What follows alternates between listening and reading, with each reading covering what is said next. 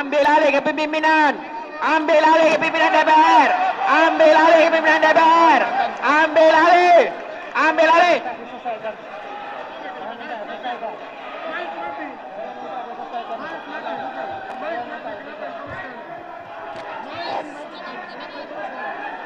Saya sudah PKH.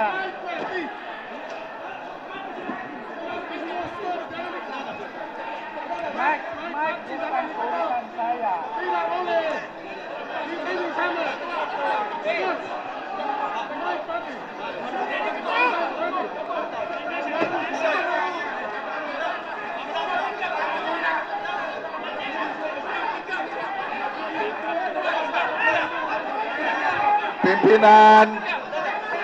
Pimpinan tidak demokratis. Tolong rekan-rekan Rapat anggota paripurna dewan. itu jauh lebih tinggi dari Tolong. bamus.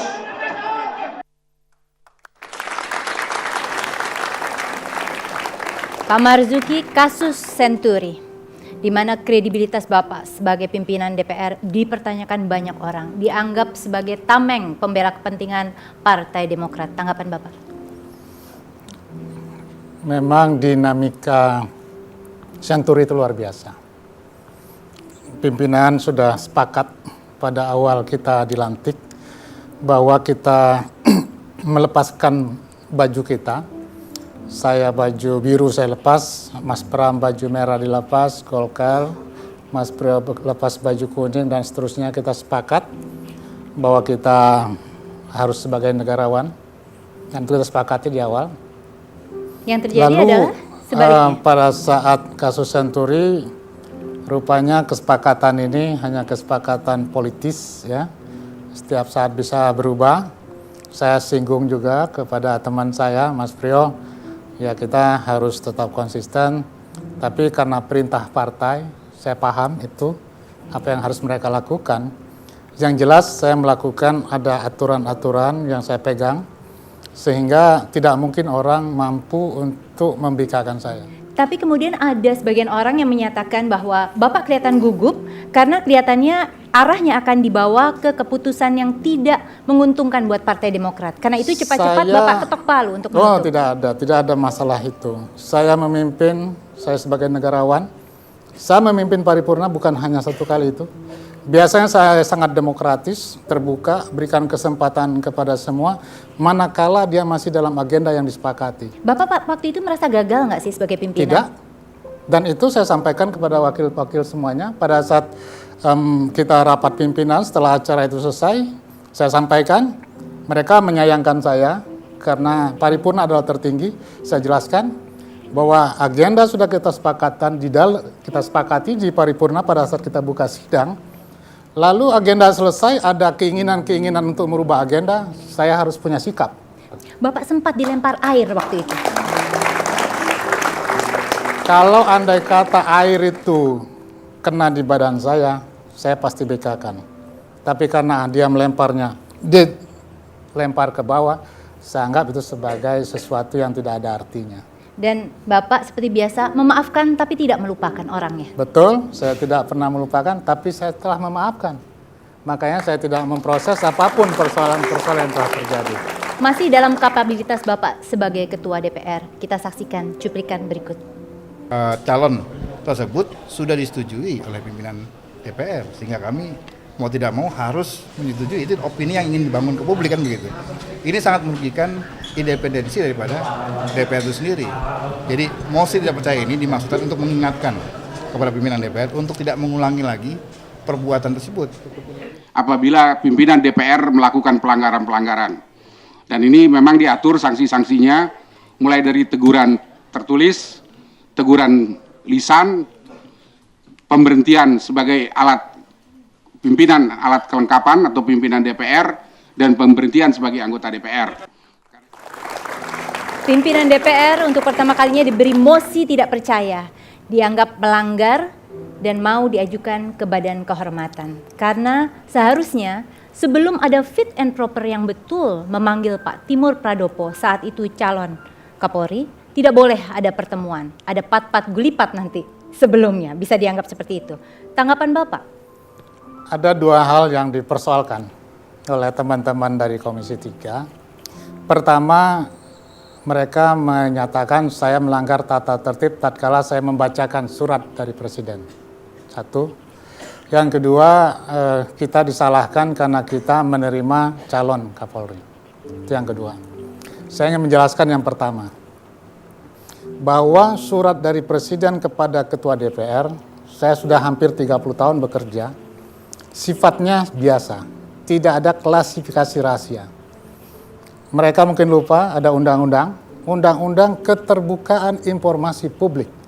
Undang-undang itu disahkan tahun 2009. Saya baca dalam undang-undang itu, hubungan antar lembaga apabila ada surat dan sebagainya yang sifatnya biasa, tidak rahasia dan tidak perlu dirahasiakan dan tidak ada satu yang dilanggar. Artinya boleh disampaikan. Apabila ada pertanyaan publik, pada saat itu publik diwakilin oleh para media, mereka menanyakan isi surat tersebut, maka sesuai dengan undang-undang saya harus buka surat tersebut. Itu yang pertama. Yang kedua, Pak? Yang kedua, saya terus terang secara pribadi, secara menurut partai tidak menguntungkan ketemu dengan calon Kapolri. Tapi ada teman dari wakil pimpinan minta, Pak Ketua bagaimana kita undang dulu calon Kapolri, karena apa? Ya supaya kita lebih kenal sebelum mereka melaksanakan fit and proper test. Dan Bapak menyetujui itu? Saya silahkan kepada wakil pimpinan, semuanya setuju. Dan saya cek, tidak ada satu yang dilanggar, tidak ada tata tertib yang dilanggar. Memang masih diperdebatkan kepatutannya, tapi lebih patut kita ketemu secara terbuka, transparan, daripada kita ketemu dengan calon Kapolri di hotel di tempat yang tertutup. Beberapa politisi mengatakan Partai Demokrat harusnya lebih melihat kembali rekam jejak Bapak selaku politisi. Ini mungkin tindakan-tindakan yang diambil seringkali tidak memperhitungkan dampaknya karena kurang matangnya dalam hal berpolitik. Apa tanggapan Bapak? Partai Demokrat sebagai partai baru sejak 2003. Siapapun masuk sejak 2003 itulah orang yang paling senior di Partai Demokrat. Pak, Bapak tuh apa nggak capek sih dihujat, dikuyo-kuyo, padahal katanya sudah bekerja keras? Saya menikmati supaya rakyat Indonesia kenal siapa Marzuki Ali. Padahal Bapak punya sisi yang mungkin nggak banyak orang tahu, dan sisi itu penuh pujian karena memang sangat humanis. Bapak punya banyak yayasan, lembaga yang menyantuni anak yatim, orang miskin, sekolah. Kenapa sih Bapak buat lembaga semacam itu? Saya harus berbuat untuk masyarakat. Saya tahu bahwa masih banyak masyarakat perlu bantuan. Dan saya melakukan itu bukan karena sebagai politisi, saya melakukan sejak lama. Dan orang tua saya pun senang dengan anak yatim. Maka teman-teman saya ini anak yatim semua ini. Pak Iskandar anak yatim, Pak Adil anak yatim, berapa lagi teman saya, semuanya anak yatim. Kita panggil seseorang Pak yang sempat dan sampai sekarang masih merasakan tali kasih dari Bapak.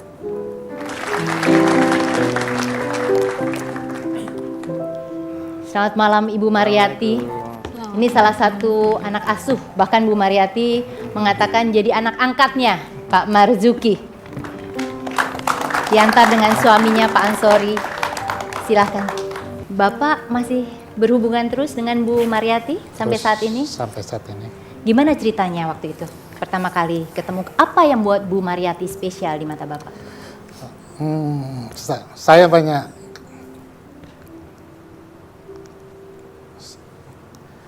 Ini agak sedih sedikit.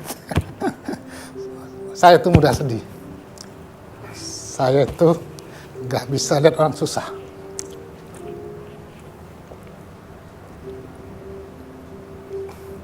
Apakah karena kondisi Bu Mariati yang kurang sempurna, Pak? Saya kira enggak. Bu Mariati hanya salah satu. Banyak yang lain saya bantu. Bu Mariati, bagaimana pertama kali kenal Pak Marzuki? Waktu itu saya menjadi peserta MTQ dan saya diundang sebenarnya keseluruhan ya, sebagian saya. Tapi alhamdulillah saya sampai sekarang itu jadi yang lebih dekat dengan beliau, dan bahkan saya sudah menganggap bahwa beliau benar-benar menjadi orang tua saya. Sebenarnya membuat Bapak memang jatuh hati pada Bu Mariyati dan ingin membantu lebih lanjut. Bukan hanya pondok yang didiami Bu Mariyati. Apakah karena kepandaian Ibu membaca Al-Quran juga? Jadi saya itu suka anak-anak, ya. Saya itu suka anak-anak yang pintar, saya suka anak-anak yang cerdas. Saya juga suka kepada mereka yang suka dengan Al-Quran. Bu Mariyati ini salah satu yang hafal Al-Quran, ya tentu perlu kita ayomi sebagai Jadi Ibu orang itu membaca Al-Quran tidak dengan huruf Braille ya? Dihafal ya Bu? Seperti Bapak bilang tadi. Beliau Luar 30 biasa. juz hafalnya.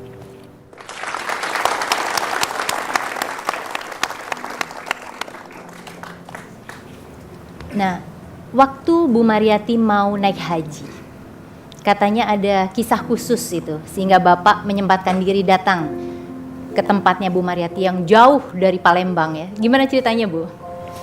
Begini, saya waktu itu karena memang saya sudah menganggap beliau sebagai orang tua saya dan beliau juga sudah menganggap saya seperti anaknya sendiri. Jadi beliau langsung menyempatkan diri datang ke sana dan bahkan beliau menginap selama 2 malam di sana. Ibu di mana daerahnya Bu?